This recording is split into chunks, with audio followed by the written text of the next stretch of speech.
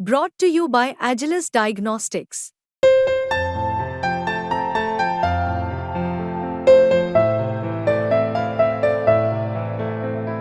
Agilus Diagnostics. अच्छा, कई लोग चर्चा ये कर रहे हैं कि हो सकता है राव इंद्रजीत सिंह की बेटी आपके सामने चुनाव लड़ ले इस बार। तो तैयार हैं आप आरती राव से मुकाबला करने के लिए? मेरी विधानसभा के अंदर जब मैं विधायक बना था तब मुझे 44,000 वोट आए थे और पिछले लोकसभा चुनाव में जब मेरे पिता लड़े थे तो उनको करीबन 40,000 मत आए थे। वो बढ़कर आज 60,000 हो गए। अच्छा, लेकिन कई लोग ये कह देते हैं कि भाई कप्तान साहब ने ना दिल से मदद नहीं करी, वरना मामला कुछ और हो सकता था। लेकिन मैं जब यहाँ घूमता हूँ शहर में, मैं तो देखता हूँ कि सड़कों की हालत बड़ी खराब है। तो आप सिटिंग एमएलए, आप मान लीजिए आपकी सरकार तो नहीं, भले ही नहीं है, लेकिन क्या काम क्यों नहीं करवा पाए सड़कों का? आप सरकार तो कहती है कि भाई हम तो विपक्ष के एमएलए को भी उतने ही पैसे देते हैं जितने अपने को देते हैं। बस दस्तूर अगर आप देखेंगे हमारी भी 10 साल यहाँ सरकार रही 2004 से 14 तक। आप जानते हैं गुड़गांव के अंदर यूनिवर्सिटी नहीं बनी थी। हमारे यहाँ पर पहले गुड़गांव से पहले यहाँ यूनिवर्सिटी आ गई थी, इंदिरा गांधी यूनिवर्सिटी मीरपुर। अच्छा, कोई ऐसी संभावना बनती है विधानसभा, मान लीजिए उनकी चीज़ें मैं मान लो मेल नहीं खाती है बीजेपी से, तो उनके कांग्रेस में वापसी में आप लोग कोई अड़चन है या फिर आप लोगों को कोई दिक्कत नहीं है उस चीज़ से? नमस्ते, स्वागत है आपका हरियाणा तक में। मैं हूं आपके साथ राहुल यादव और आज हमारे साथ खास बातचीत के लिए मौजूद हैं रेवाड़ी के विधायक चिरंजीव राव। राव साहब, बहुत बहुत स्वागत है आपका हरियाणा तक में। राहुल भाई, आपका मैं धन्यवाद करता हूँ, आपने आज ये कार्यक्रम यहाँ पर रखा। और शुरुआत इसी चीज़ से करेंगे, विधानसभा के चुनाव आ गए हैं और आपने तैयारी भी शुरू कर दी, आप घूम रहे हैं, मैं देख रहा हूँ। तो किस तरह की तैयारी है आपकी और इस बार क्या माहौल नज़र आ रहा है हरियाणा में? देखिए, आप जानते हैं कि एक राजनीतिक व्यक्ति की जो तैयारियां हैं वो तो पूरे 5 साल चलती है, बट अब क्योंकि चुनाव नज़दीक आ गए हैं तो लोगों के बीच में हम जा रहे हैं, अपनी बातें लोगों के बीच में रख रहे हैं।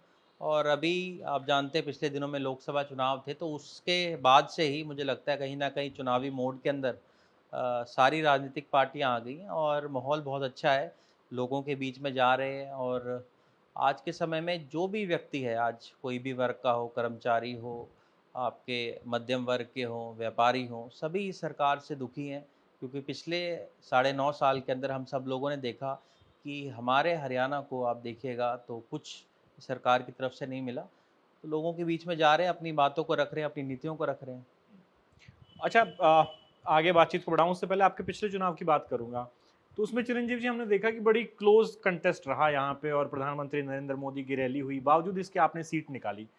तो इस बार आपको कैसा माहौल बनता नज़र आ रहा है? क्योंकि लोग ये चर्चा कर रहे हैं कि राव इंद्रजीत सिंह इस बार भी मजबूत पैरवी करेंगे अपने लोगों को टिकट दिलाने में। तो क्या आप उनसे फाइट, किस तरह की फाइट देखते हैं इस बार रेवाड़ी में? देखिए, पिछली बार भी आपने अगर चुनाव देखा हो 2019 का तो राव इंद्रजीत जी ने अपने जो उनके खास थे उनको टिकट यहाँ से दिलवाई थी। जबकि उनका इस इलाके से कोई सरोकार नहीं था, उनकी कोई पृष्ठभूमि ऐसी नहीं रही थी कि उन्होंने कोई संगठन के अंदर कोई काम किया हो भाजपा के लिए। और उस चुनाव के अंदर जैसे कि आपने कहा, खुद प्रधानमंत्री नरेंद्र मोदी जी आए, जेपी नड्डा जी उस चुनाव के अंदर आए थे, राजनाथ सिंह जी आए थे, मुख्यमंत्री जी 3 बार उस चुनाव के दौरान आए। राव इंदरजीत जी ने मुझे लगता है इतना प्रचार कभी अपने चुनाव में नहीं किया, जितना प्रचार उन्होंने उस चुनाव के दौरान किया था। पर उसके बावजूद भी यहाँ की जनता ने मुझे यहाँ से विधायक बनाकर भेजा और मुझे लगता है हमारी ये कोशिश रही पिछले 5 साल के अंदर जब से मैं विधायक बना हूँ कि लोगों की उम्मीदों के ऊपर और जिस आकांक्षाओं के साथ उन्होंने मुझे चुना था, हम उन लोगों के ऊपर खरा उतरे। और मुझे इस बात की संतुष्टि है कि पिछले 5 सालों में कोई भी मुद्दा इस इलाके का रहा हो, उसको हमने विधानसभा के बाहर या अंदर हमेशा उठाया है और आने वाले समय के अंदर भी जो भी चुनौतियाँ होंगी, उनको पार पाने के लिए हम अपनी तरफ से पूरी मेहनत कर रहे हैं। अच्छा, कई लोग चर्चा ये कर रहे हैं कि हो सकता है राव इंद्रजीत सिंह की बेटी आपके सामने चुनाव लड़ ले इस बार। तो तैयार हैं आप आरती राव से मुकाबला करने के लिए? देखिए, मेरा ये मानना है कि चुनाव जो है, हर चुनाव अपने आप के अंदर महत्वपूर्ण होता है और ये चुनाव मुझे लगता है और भी ज़्यादा महत्वपूर्ण इसलिए है क्योंकि पिछले साढ़े 9 साल से आज जनता बहुत ज़्यादा त्रस्त है इस सरकार से। जहाँ भी आप लोगों के बीच में जाएँगे, चाहे आप बाज़ार के अंदर चले जाएँ, गाँव में चले जाएँ, आज हर व्यक्ति इस सरकार से त्रस्त है। जहाँ तक बात है कि राव इंदरजीत जी अपनी बेटी को यहाँ से लड़ाएँ या किसी भी व्यक्ति को भाजपा यहाँ से चुनाव लड़ाएँ, हमारी तैयारियां जो हैं वो चुनाव लड़ने के लिए हैं, लोगों के जो मुद्दे हैं उनको उठाने की है। और आने वाले समय में ये तो वक्त बताएगा कि वो यहाँ से चुनाव लड़ती हैं या कहाँ से लड़ती हैं। क्योंकि बीजेपी के अंदर वो वाली बात है, एक अनार 100 बीमार।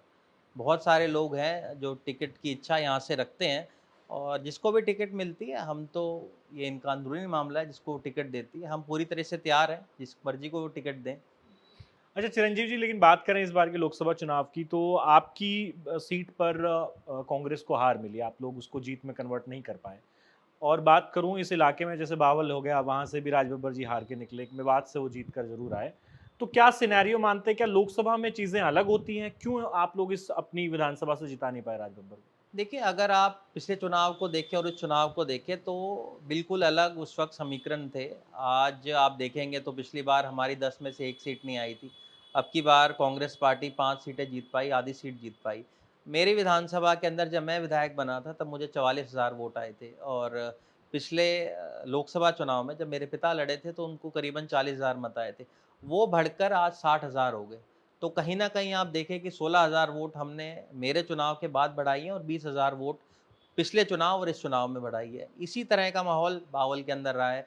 करीबन 25-30 हज़ार वोट वहाँ बढ़ी हैं। पटौदी में भी आप देखेंगे तो इतनी वोटों का इज़ाफ़ा रहा है। तो कहीं न कहीं कांग्रेस पार्टी का जो ग्राफ़ है वो हर विधानसभा में बढ़ा है। और आप जानते हैं लोकसभा और विधानसभा के मुद्दे अलग होते हैं। वो इलेक्शन जो था बाइपोलर था। आमने-सामने कांग्रेस और बीजेपी का चुनाव था। उसके अंदर मुद्दे अलग होते हैं।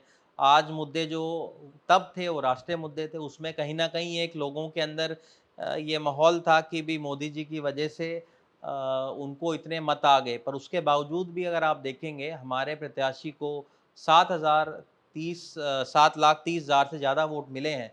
ये दर्शाता है कि कांग्रेस पार्टी की वोट के अंदर कितना इज़ाफ़ा हुआ है, करीबन 2 लाख से भी ज़्यादा वोटों का जो इज़ाफ़ा हुआ है, ये दर्शाता है कि कांग्रेस पार्टी लगातार मज़बूत हो रही है। और आने वाले समय के अंदर आप देखिएगा कि कांग्रेस पार्टी जिस तरीके से इतना अच्छा प्रदर्शन लोकसभा के अंदर किया, उसी तर्ज के ऊपर यहाँ करेगी और सारी की सारी सीटें हम यहाँ पर जीतने का काम करेंगे। अच्छा, लेकिन कई लोग ये कह देते हैं कि भाई कप्तान साहब ने ना दिल से मदद नहीं करी, वरना मामला कुछ और हो सकता था। देखिए, अब कहने को तो कोई कुछ भी कह सकता है, पर अगर आप देखेंगे जब लोकसभा चुनाव की टिकट राज बब्बर जी को मिली थी, तो 9 विधानसभाओं के अंदर उनको टिकट मिलने के बाद सबसे पहले मैंने यहाँ कार्यकर्ता मीटिंग करी थी, ये रिकॉर्ड की बात है। सबसे पहले मैंने लोगों को अपने यहाँ बुलाया था और हम सब ने मिल के फैसला किया था कि हम राज बब्बर जी की पुरज़ोर तरीके से मदद करेंगे और यही कारण रहा कि उनकी मतों के अंदर इज़ाफ़ा हुआ। और मैं तो इससे आगे जाकर ये कहूँगा कि आप सभी जानते हैं कि राज बब्बर जी इस इलाके के लिए नए थे। जो राजनीति यहाँ कर रहे थे, ये हम लोग कर रहे थे इतने साल से, मेरे पिता यहाँ मेहनत भी कर रहे थे। तो उसका फ़ायदा कहीं न कहीं राज बब्बर जी को ही मिला और मुझे लगता है एक तो कम समय राज बब्बर जी को मिल पाया, केवल मात्र 15-17 दिन का समय उनको मिला। अगर हमारे पास समय और होता 10 दिन का और, तो ये चुनाव हम ज़रूर यहाँ पर भी जीतते। अच्छा चिरंजीव जी, जैसे रेवाड़ी की अगर बात करूं, आप विधायक हैं और आप विधानसभा में कई मुद्दे भी उठाते हैं, चाहे बस स्टैंड की मांग हो, कई मांगे आपने उठाई हैं। लेकिन मैं जब यहाँ घूमता हूँ शहर में, मैं तो देखता हूँ कि सड़कों की हालत बड़ी ख़राब है। तो आप सिटिंग एमएलए, आप मान लीजिए आपकी सरकार तो नहीं, भले ही नहीं है, लेकिन क्या काम क्यों नहीं करवा पाए सड़कों का? आप सरकार तो कहती है कि भाई हम तो विपक्ष के एमएलए को भी उतने ही पैसे देते हैं जितने अपने को देते हैं। देखिए, फ़र्क ये है राहुल भाई कि आप सभी जानते हैं कि हमें जो सरकार की तरफ से आवंटित जो ग्रांट होती है, उसमें 5 लाख रुपए ये एकमुश्त हमें देते हैं जो हमें लगाना होता है सभी गाँव के अंदर। तो वो पैसा जो है आप सड़कों के ऊपर गाँव में लगा सकते हैं। आप गाँव में कहीं भी मेरे जाएँगे तो आपको मेजरली जितनी भी पीडब्ल्यूडी के रोड्स हैं, उनको हमने ठीक करवा पाए पिछले 5 साल के दौरान। शहर के लिए हमें अब तक ग्रांट नहीं मिला करती थी। अब की बार पहली बार इन्होंने जो योजना थी विधायक आदर्श ग्राम योजना, उसका नाम बदल के इन्होंने कर दिया विधायक आदर्श ग्राम योजना एवं शहर योजना। तो उसके अंदर अब की बार हमारा 2 करोड़ रुपए की ग्रांट आएगी, उससे हम कुछ शहरों के अंदर भी काम करा पाएँगे। पर जहाँ तक बात की आपने रोडों की, आप सभी जानते हैं कि सत्ता और विपक्ष का तो बहुत अंतर होता है। पर अगर मैं उसी के मद्देनज़र अगर आप देखूँगा तो आप आस-पास चले जाएँगे, बावल अगर आप जाएँगे, पटौदी अगर आप जाएँगे तो वहाँ सड़कों की हालत इससे भी बद से बदतर है। तो ये दर्शाता है कि जहाँ आपके सत्ता के विधायक हैं, वहाँ भी आप लोगों ने काम नहीं किया। मुझे पहले ये लगता था कि शायद हम लोग विपक्ष के अंदर हैं तो शायद हमारे यहाँ ही काम नहीं होता। पर मेरा जाना जब और विधानसभाओं के अंदर हुआ, वहाँ जाकर हमने देखा कि जहाँ सत्ता के मंत्री हैं, विधायक हैं, वहाँ काम ना होना, ये दर्शाता है कि इनकी इच्छा शक्ति नहीं थी काम करने की। और यही हालात आज रेवाड़ी के हैं। आप कहीं चले जाइए, आज टूटी सड़कों की तो आप बात कर रहे थे, आपको सीवर ओवरफ्लो आपको मिलेंगे। आपको मैं बताना चाहूँगा कि सरकार ने रेवाड़ी प्रशासन ने इश्तिहार लगाए थे कि रेवाड़ी शहर बेसहारा पशु मुक्त है, कैटल फ्री है।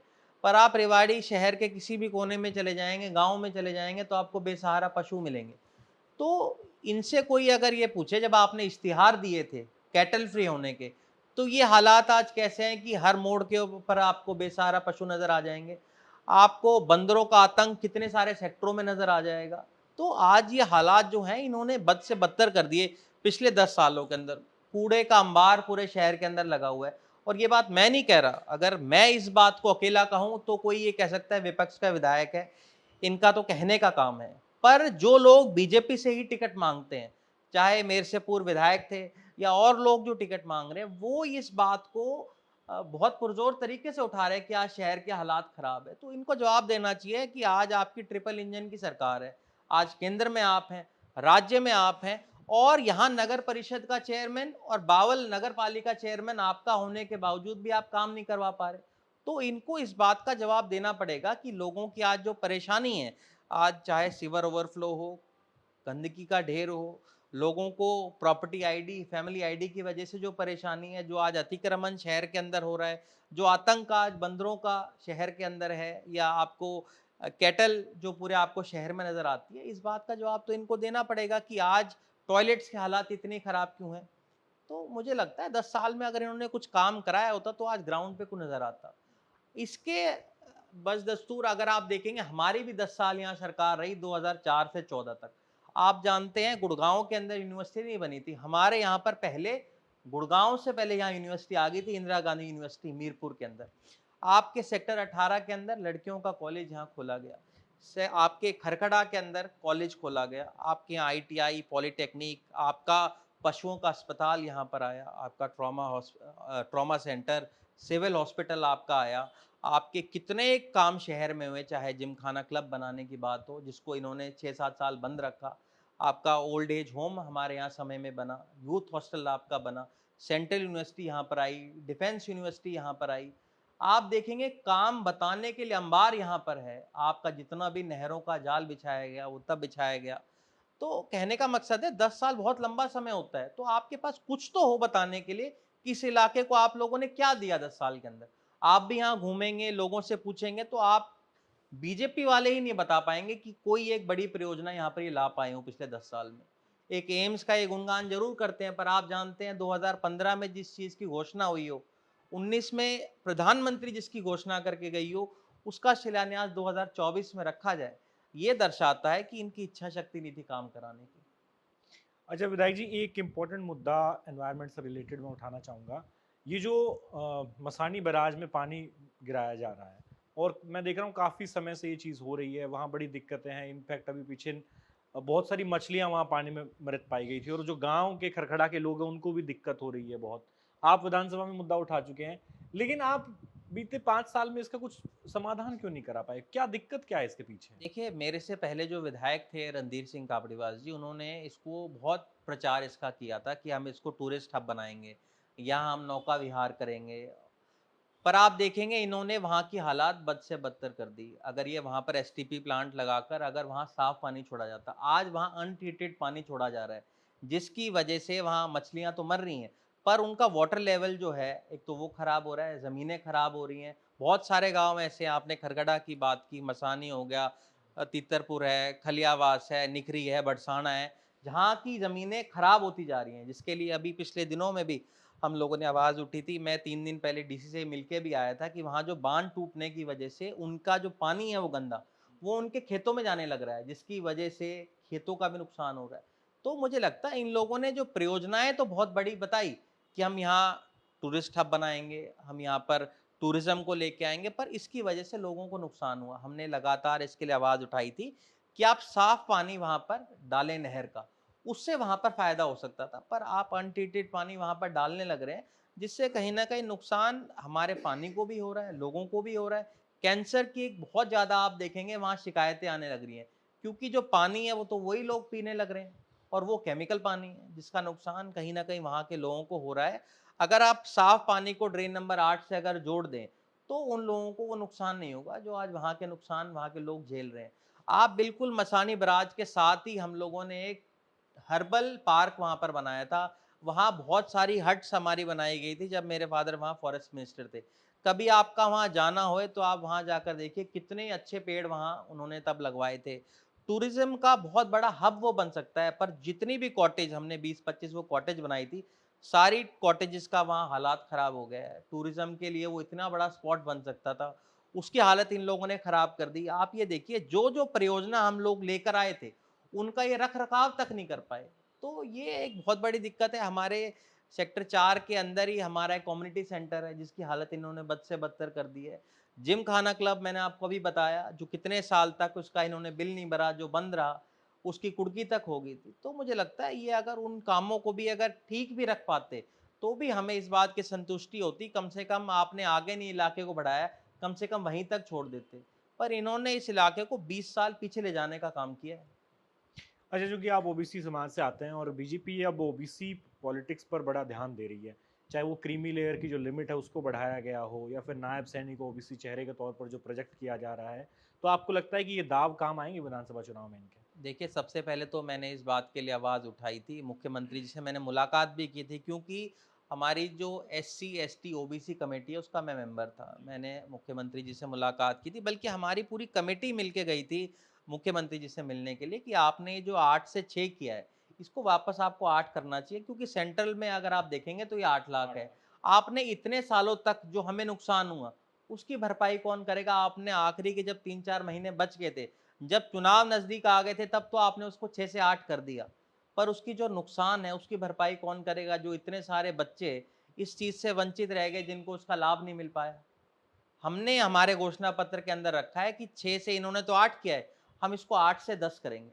तो कहने का मकसद ये है कि ये ओबीसी के नाम के ऊपर इनकी वोट तो लेना चाहते हैं, पर उनके लिए काम नहीं करना चाहते। और नायब सिंह सैनी जी को भी जो इन्होंने बनाया है, ये आखिरी के 6 महीने में जब समय बच गया है, तब उनको बनाया है। एक झुंझुना देने की बात है कि ओबीसी समाज के व्यक्ति को हमने बना दिया।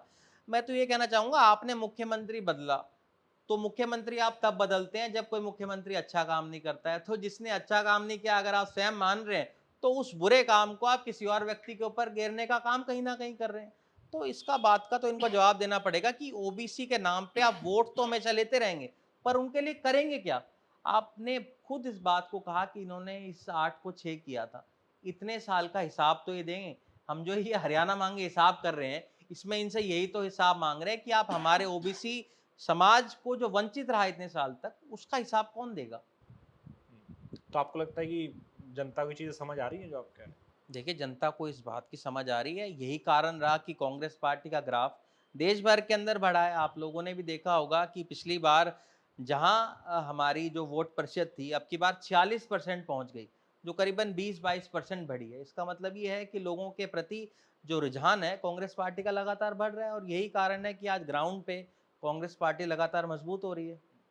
अच्छा, ये जो ईडी का भी बड़ा जिक्र है, आपके विधायकों पर ईडी का शिकंजा कस रहा है एक के बाद एक, दान सिंह, सुरेंद्र पवार, धर्म सिंह चौकर, तो इसको कैसे देखते हैं आप, ईडी की जो कार्रवाई हो रही है? देखिए, लगातार हम ये देख रहे हैं, ये पहली बार तो ऐसा हो नहीं रहा है कि सरकार अभी इस चीज़ को करने लग रही है। इससे पहले हमने राजस्थान में देखा था, जब वहाँ चुनाव थे तब वहाँ ईडी के मामले आए।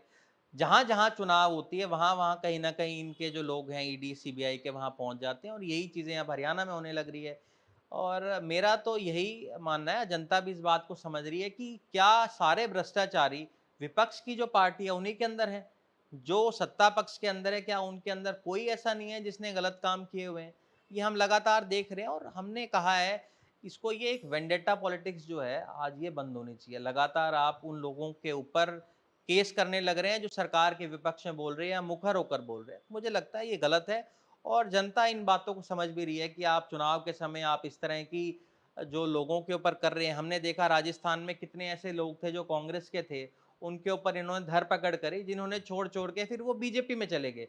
तो इनसे ये भी मैं पूछना चाहूँगा कि ऐसा कौन-सा इनके पास डिटर्जेंट है कि जो लोग कांग्रेस के अंदर भ्रष्टाचारी होते हैं, या समाजवादी पार्टी होगी, या टीएमसी होगी, आप होगी, आरजेडी होगी, जिनमें यहाँ तो भ्रष्टाचारी होते हैं, पर जैसे ही वो बीजेपी में चले जाते हैं, उनको ये लोग टिकट भी दे देते हैं, उनको फिर ये मंत्री भी बना देते हैं, कई जगह उप मुख्यमंत्री, जैसे हम लोगों ने वहाँ देखा शरद पवार जी के भतीजे जो हैं अजीत पवार जी को वहाँ उप मुख्यमंत्री इन लोगों ने बना दिया। ये दर्शाता है कि ये राजनीति जो है, इस चीज़ के लिए केवल मात्र करनी कि अपने दूसरा जो प्रतिद्वंदी है उसको कहीं न कहीं कमज़ोर किया जाए और अपनी तरफ लोगों को लाया जाए। तो इस तरह की राजनीति है जो कहीं न कहीं बंद होनी चाहिए। अच्छा, आपके लिए आपके पिताजी ने सीट छोड़ी, वो लोकसभा लड़े, आप विधायक बन गए और कप्तान साहब एमपी नहीं बन पाए। अभी का सिनेरियो क्या रहेगा? क्या आप दोनों पिता-पुत्र चाहते हैं कि चुनाव लड़ा जाए विधानसभा का, कप्तान साहब लड़ेंगे? नहीं देखिए, मेरे पिताजी ने कोई ऐसी नहीं कही है कि भई उनको चुनाव लड़ने की कोई इच्छा है, और अगर पार्टी ये खुद उनसे कहे कि भई उनको चुनाव लड़ना चाहिए, तो वो अलग बात है। आज के समय के अंदर हमारी प्राथमिकता यही है कि कांग्रेस पार्टी को हम मजबूत करें। केवल मात्र रेवाड़ी नहीं, आस-पास के जितने भी हमारे विधानसभा क्षेत्र है, चाहे बावल मेरा जाना होता है, पटौदी होगी, नारनौल, अटेली, नांगल चौधरी, महेंद्रगढ़, बादशाहपुर, जहाँ-जहाँ हमारे लोग हैं, हमारी आज इच्छा ये है कि कांग्रेस पार्टी फिर से वापस आनी चाहिए। जिस तरीके से हम लोगों ने रोज़गार को बढ़ावा देने का काम हमारे समय किया था, आज रोज़गार आप देखिए पूरी तरह से ख़त्म होते जा रहे हैं। आज के समय में सीएमआई का डाटा जब हर वर्ष आता है, उसके अंदर बेरोज़गारी में हरियाणा नंबर 1 होता है। ये दर्शाता है कि इन्होंने आज क्या हालात ये कर दिए हैं। अग्निवीर का आप जानते हैं, सबसे ज़्यादा बच्चे अगर कोई फ़ौज से जाते थे, तो इस इलाके से जाया करते थे। आज आप किसी भी गाँव में चले जाएँ, मुझे एक बुज़ुर्ग माताजी अभी हँस रही थी, बता रही थी, बोले बेटे आजकल कोई नौकरी वाला आता है, तो वो ये पूछता है कि 4 साल वाला है या पक्के वाला है? रिश्ते के लिए जब बात करने लोग आते हैं, तो आज ये माहौल आज पहुँच गया है। आर्मी एक ऐसी नौकरी थी जो जज़्बे के लिए की जाती थी, और हमारा इलाका के अंदर आप देखेंगे कोई ऐसा गाँव नहीं आता जहाँ से हमारे बच्चों ने शहादतें नहीं दी हैं। तो आज बहुत ज़्यादा रोष यहाँ के बच्चों के अंदर है कि हमारी एक ही नौकरी थी, जिसको आप लोगों ने छीनने का काम किया है। तो मुझे लगता है एक बहुत दुःख हम लोगों को है, और कहीं न कहीं इस जो अग्निवीर की स्कीम लाए हैं, कम से कम इसको तो इस सरकार को सबसे पहले बंद करना चाहिए। भारी रोष यहाँ के बच्चों में, यहाँ के लोगों में इसके प्रति है। अच्छा चिरंजीव जी, जो आपने काम कराए हैं इन 5 सालों के दौरान, कुछ काम आपके हुए होंगे भले ही सरकार नहीं है, तो क्या ऐसे कंक्रीट काम है रेवाड़ी में जो आपने कराए, जिसके नाम पे अब दोबारा आप जनता के बीच जाके वोट माँग सकते हैं? देखिए राहुल भाई, मुझे सबसे बड़ी संतुष्टि तो इस बात की है कि जितनी भी ग्रांट मुझे सरकार की तरफ से मिली, मेरी विधानसभा में कोई ऐसा गांव नहीं है जहां हम लोगों ने हमारी ग्रांट आवंटन नहीं करी। कहीं हम लोगों ने जिम हॉल बनाया, कहीं हमने कम्युनिटी सेंटर बनाया, कहीं हमने अंबेडकर हॉल बनाया, कहीं हम लोगों ने फिरनियाँ बनवाई, कहीं हमने पार्क बनवाए, कहीं हमारी कोशिश रही कि हम लाइब्रेरी बनाई जाए। तो मेरी ये कोशिश रही कि हर विधानसभा के अपने गाँव में हम कुछ ना कुछ दें। धावड़ा में गंदे पानी की बहुत बड़ी समस्या थी, जिसको लगातार हम लोगों ने उठाया, और कुछ हद तक मैं कहना चाहूँगा उस पे हम पार भी पा पाए। आज भी वो बहुत बड़ी समस्या है, जिसको आने वाले समय के अंदर हम कोई कंक्रीट कदम उठाएँगे जिससे उसका सॉल्यूशन हो पाए। अगर वहाँ एसटीपी प्लांट बन के उसको ड्रेन नंबर 8 से जोड़ा जा सके और उसको फिर यहाँ छोड़ा जा सके, तो वहाँ इसका सॉल्यूशन हो सकता है। उसकी आवाज़ को हमने लगातार उठाया था। एम्स का एक बहुत बड़ा मुद्दा यहाँ पर था। जब मैं पहली बार विधानसभा के अंदर आया था, तब से लेकर और आखिरी तक हमने इस मुद्दे को लगातार उठाया, और मैं कहूँगा इस इलाके के लोगों की एक बहुत बड़ी जीत है। हमने देखा है कि इस इलाके के लोग बहुत ज़्यादा धरना प्रदर्शन नहीं करते हैं। आप भी इस इलाके से आते हैं, आप लोगों ने देखा होगा। पर वहाँ की जो हमारी माएँ हैं, हमारी बेटियाँ हैं, उन्होंने बहुत लंबा संघर्ष किया, और मैं कहूँगा उनके संघर्ष में अगर मेरी भी थोड़ी-सी आहुति डाली गई, चाहे विधानसभा के बाहर, वहाँ जाकर उनका समर्थन करने में या करने में, अगर हम उसको पार पा पाए, तो मुझे लगता है इस बात की संतुष्टि है कि इस इलाके की बहुत बड़ी मांग थी। आज इस इलाके को उससे बहुत बड़ा फ़ायदा आने वाले समय में होगा। हम सब लोगों ने कोरोना काल देखा था, जब लोगों को उस वक़्त ऑक्सीजन के सिलेंडर नहीं मिल पाए थे, एम्बुलेंसेस की अभाव यहाँ पर था, लोगों को बेड नहीं मिल पाया था, किसी को वेंटिलेटर नहीं मिल पाया। हम लोगों ने, जब हमारी सरकार थी यहाँ पर, हमारे गाँव है माजरा शुराज, हमारी वहाँ सोच थी कि वहाँ मेडिकल कॉलेज बनाया जाए। ये जब सदन की शुरुआत हुई थी, तब मैंने सरकार के समक्ष ये बात रखी थी कि आप उस मेडिकल कॉलेज को वहाँ बनाएँ। तब मुख्यमंत्री खट्टर जी का वहाँ से जवाब आया था कि क्या आप मेडिकल कॉलेज चाहते हैं या एम्स चाहते हैं? उसके बाद कोरोना काल आया और लोगों को कितनी तकलीफ़ हुई। अगर वो मेडिकल कॉलेज उस वक़्त बन गया होता, तो लोगों को इतनी तकलीफ़ ना होती।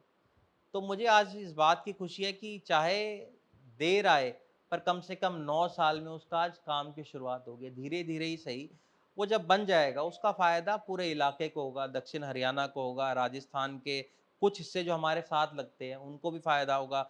दिल्ली तक जो आज बोझ है एम्स के ऊपर, उस बोझ के अंदर भी कहीं न कहीं कमी आएगी। तो मुझे लगता है ये कुछ हमारे ऐसे काम थे जिसको हम कर पाए। उसके अलावा बहुत सारे काम थे जो इलाके के थे जिसके लिए आवाज़ हमने उठाई। दिल्ली रोड के ऊपर आप अगर पता करेंगे तो वहाँ बहुत ज़्यादा दिक्कत लोगों को थी, वहाँ टूटी सड़कें वहाँ थी। उसके लिए आवाज़ हम लोगों ने उठाए। पैच था सड़क वहाँ का। पैच थे बहुत बड़े जिसके लिए राव इंद्रजीत जी ने ये कहा था कि इसको 2 हफ्ते में हम बनवा देंगे। उसको फिर भी वो 3 महीने तक नहीं बनवा पाए। उसके बाद फिर उन्होंने कहा कि फिर इसको मैं 1 हफ्ते में बनवा दूँगा, फिर उसको नहीं बनवा पाए। वहाँ हम लोग गए, वहाँ जाकर हम लोगों ने सरकार को जगाने के लिए जो पैच वर्क थे, वहाँ हम लोगों ने एक सांकेतिक रूप से वहाँ पेड़ लगाने का काम किया, कम से कम ये सरकार जाग जाए और फिर वो काम पूरा हो पाया, जिसका फ़ायदा पूरे इस इलाके को हो पाया। तो मुझे इस बात की खुशी है कि हमने इस इलाके के मुद्दे उठाए और जितना हो सका हमने काम किया। अच्छा, आप राव इंद्रजीत सिंह का नाम ले रहे थे। जैसे वो ये कह रहे हैं कि भाई शायद इतिहास में इतना ज़्यादा समय तक राज्य मंत्री रहने वाला मैं पहला इंसान हूँ, और धर्मवीर जी कह रहे हैं कि उनको केंद्र में बड़ा मंत्री नहीं बनाया तो इसका नुकसान है। आपको लगता है लोग आपसे क्या कहते हैं भाई, जो ये बात चल रही है कि उनको मंत्री नहीं बनाया, बीजेपी उनको वो नहीं दे रही जो इज़्ज़त देनी चाहिए? देखिए, आप भी जानते हैं और ये पूरा इलाका जानता है कि राज्य मंत्री तो हमारी पार्टी में भी वो थे, जब केंद्र में वो मंत्री थे और इतने साल बीत जाने के बाद भी उनको ना बनाना, ये कहीं न कहीं मुझे उनके साथ सहानुभूति है कि उनके साथ उस पार्टी ने गलत किया है। पर हमने देखा है ओबीसी समाज के साथ आप हमेशा देखेंगे, तो कहीं न कहीं इन्होंने कुठाराघात करने का काम किया है। कोई भी आपको आप देखिएगा कि इतने साल होने के बावजूद भी जो खुद इस बात को मान रहे हैं, उनको केंद्र के अंदर उन्होंने मंत्री नहीं बनाया कैबिनेट का, और उनके बाद के जो लोग हैं उनको बना दिया गया। तो कहीं न कहीं हमें दुःख तो इस बात का है कि जो व्यक्ति हमारी पार्टी के अंदर ही केंद्र में राज्य मंत्री थे, आज इतने साल बीत जाने के बाद भी उनको नहीं बना पाए। पर उसमें कहीं न कहीं कमी उनकी भी रही कि उन्होंने इस इलाके के हितों को आगे नहीं रखा और अपने निजी हितों को आगे रखा। तो कहीं न कहीं उसका खामियाज़ा आज वो भुगत रहे हैं। अच्छा, कोई ऐसी संभावना बनती है विधानसभा में, मान लीजिए उनकी चीज़ें मैं मान लो मेल नहीं खाती है बीजेपी से, तो उनके कांग्रेस में वापसी में आप लोग कोई अड़चन है या फिर आप लोगों को कोई दिक्कत नहीं है उस चीज़ से? देखिए, अभी इसका फैसला तो राविंदर जी को करना है और कांग्रेस पार्टी को करना है कि वो वापस आना चाहते हैं या नहीं आना चाहते। इसका फैसला तो उनका अपना है। हमें तो उससे पर्सनली तो कोई इशू नहीं है, अगर वो आते हैं, अगर पार्टी अगर उनको वापस लेती है और वो इलाके के लिए काम करना चाहते हैं, इस इच्छा के साथ आते हैं, तो मुझे लगता है कांग्रेस पार्टी एक बहुत बड़ा समुद्र है और इसमें कोई भी आता है उसका हम स्वागत करते हैं। तो आप कह रहे हैं कि दरवाजे खुले हैं, आपको कोई इश्यू नहीं? देखिए, हम कोई नहीं होते दरवाजे खोलने वाले, ये तो कांग्रेस पार्टी की जो पार्टी हाईकमांड है, वो इस बात का फैसला करती है और अगर उनको इस बात के लिए तैयार हैं और अगर वो आते हैं, तो मुझे लगता है इससे किसी को तकलीफ़ नहीं होनी चाहिए। आप जानते हैं कि कांग्रेस पार्टी में बहुत लोग कांग्रेस पार्टी को छोड़कर गए, पर उनको बाहर जाने के बाद कुछ नहीं मिला। ये केवल मात्र ये नहीं, ज्योतिराज सिंधिया एक एग्ज़ाम्पल हैं, जो पार्टी छोड़ के गए, उनको कुछ नहीं मिला। राव इंदरजीत जी हैं, चौधरी वीरेंद्र सिंह जी कांग्रेस पार्टी में वापसी करी, धर्मवीर जी हम देख रहे हैं, उनको वहाँ जाने के बाद कुछ नहीं मिला। कुलदीप बिश्नोई जी गए, उनको उस पार्टी में जाने के बाद कुछ नहीं मिला। अभी ताज़ा-ताज़ा किरण चौधरी जी गई हैं, उनको भी हम ज़्यादा देख रहे हैं कि उस पार्टी ने कुछ नहीं दिया। ये केवल मात्र लोगों का इस्तेमाल करते हैं और इस्तेमाल करके उनको छोड़ देते हैं। तो मुझे लगता है आज जनता भी इस चीज़ को समझ रही है कि जब इतने बड़े नेताओं के साथ ये विश्वासघात करते हैं, तो लोगों के साथ तो ये क्या ही करेंगे, और ये अब लोगों ने 10 साल से देख भी रहे हैं। अच्छा, आप कह रहे थे बीजेपी में कई जगहों पे एक अनार 100 बीमार वाली स्थिति है, बहुत टिकट के दावेदार हैं। लेकिन कांग्रेस की जब चर्चा चलती है तो सबसे ज़्यादा लोग यही कहते हैं कि बोले भाई इनके हर हर सीट पे ना 5-5 10-10 कैंडिडेट है, और अलग-अलग नेता के कैंडिडेट है। कोई रणदीप का आदमी, कोई हुड्डा जी का, कोई शैलजा जी का, कोई कप्तान साहब के साथ लगा हुआ है। तो ये चीज़ कैसे मैनेज करेगी पार्टी? क्योंकि पिछली बार इसका नुकसान भुगता आप लोगों ने। के अंदर होता है जहाँ पार्टी की हवा होती है, उसके अंदर आप जानते हैं कि इस तरह के लोग ज़्यादा होते हैं। तो हर जगह हम लोग इस चीज़ को देखते हैं जहाँ पार्टी की हवा है, वहाँ पिछली बार बीजेपी में आप लोगों ने देखा हो कि वहाँ ऐसा है। आज कोसली में ज़्यादा लोग नहीं हैं जो बीजेपी टिकट माँगते हैं या बावल के अंदर माँगते हैं। रेवाड़ी में इसलिए है क्योंकि कांग्रेस पार्टी में उनको पता है कि हम इतने साल से यहाँ राजनीति कर रहे हैं, मैं अभी सिटिंग विधायक हूँ, तो वहाँ है। और मुझे लगता है आज लोगों की आकांक्षाएँ ये हैं, लोगों का मन ये है कि कांग्रेस पार्टी को वापसी लाया जाए। इस वजह से हम देख रहे हैं कि लोगों का जो मन है, चाहे नेताओं का है, कार्यकर्ताओं का है, वापसी की तरफ है, कांग्रेस पार्टी की तरफ। तो मुझे लगता है ये तो एक अच्छा सरदर्द है किसी भी पार्टी के लिए अगर ऐसा हो, क्योंकि आप जानते हैं जब किसी भी टीम में आप देखेंगे, आपकी बेंच स्ट्रेंथ अगर स्ट्रांग है, आपके पास अच्छे बॉलर है जो बाहर बैठे हुए हैं, बैट्समैन है जो आपके बाहर बैठे हुए हैं, तो कोच और कैप्टन को इस बात की खुशी होती है कि हमारे पास बहुत लोग हैं जो अगर इनके जाने के बाद भी अच्छा काम कर सकते हैं। तो कहीं न कहीं मैं तो कहूँगा it's a good headache for the party. Good headache. लेकिन आपको नहीं लगता गुड हेडेक फिर बैड हेडेक में बदलते हुए समय नहीं लगता अगर आपकी टिकटों का बंटवारा ठीक नहीं हुआ तो? वो तो पार्टी को इस बात की तरफ ध्यान देना है कि आप अच्छे लोगों को टिकट दें, जिनकी साफ छवि है, जो लोगों के बीच में रहे हैं और जो लोग चाहते हैं कि इसको चुनाव लड़ना चाहिए। मुझे लगता है साफ छवि के लोग अगर राजनीति के अंदर आएँगे, तो ये अच्छी चीज़ है और मुझे लगता है कि हम देख रहे हैं, जितनी भी विधानसभाएँ हैं, वहाँ एक से एक हमारे पास कैंडिडेट हैं, जो बहुत मज़बूत हैं, जो जीतने की स्थिति के अंदर हैं। अगर पार्टी उनको मौका देती है, तो पार्टी जीतेगी और मेरा ये मानना है आज कांग्रेस पार्टी खुद इतनी मजबूत स्थिति के अंदर है कि जिसको भी पार्टी टिकट देगी उसके साथ आज लोग लगेंगे क्योंकि लोग ने देख लिया 10 साल का इनका कार्यकाल और 10 साल का कार्यकाल लोगों ने कांग्रेस का भी देख लिया और बीजेपी का देख लिया। तो अब आकलन करने का एक सही समय है कि लोग देख पाएंगे कि कांग्रेस ने क्या किया और बीजेपी ने क्या किया। और ये तो आंकड़े आपके सामने हैं, बेरोजगारी आज बढ़ी है, ये सबको पता है, महंगाई बढ़ी है, ये सबको पता है। तो ऐसी चीज़ तो है नहीं कि जो लोगों को पता नहीं है, तो आंकड़े हैं और आंकड़े कभी झूठ नहीं बोलते। चलिए मेरा आखिरी सवाल है चिरंजीव जी और सवाल ये है कि अगर आप फिर से चुन लिए जाते हैं विधायक रेवाड़ी से तो क्या प्राथमिकता रहेगी? क्या काम जो आप इन 5 सालों में नहीं करा पाए क्योंकि आपकी सरकार नहीं थी, जो आप आगे कराना चाहेंगे, जो जनता से वायदा कर रहे हैं? देखिए, सबसे बड़ी प्राथमिकता कहीं न कहीं मेरी रहेगी कि रोज़गार के जो अवसर हैं, वो बढ़ाए जाएँ। आज हम देख रहे हैं कि रोज़गार धीरे-धीरे करके समाप्त होने लग रहे हैं और इन लोगों ने जो ये पोर्टल सिस्टम जो कर दिया है, जिसकी वजह से बच्चों को पक्की नौकरियाँ नहीं मिल पा रही। हमारी ये कोशिश करेंगी कि हम लोगों को पक्की नौकरियाँ भी दें, उसके साथ-साथ हम ऐसा कोई रोज़गार बच्चों के लिए बनाएँ, जिसके लिए वो सेल्फ डिपेंडेंट हो जाए कि उनको किसी की तरफ देखना ना पड़े।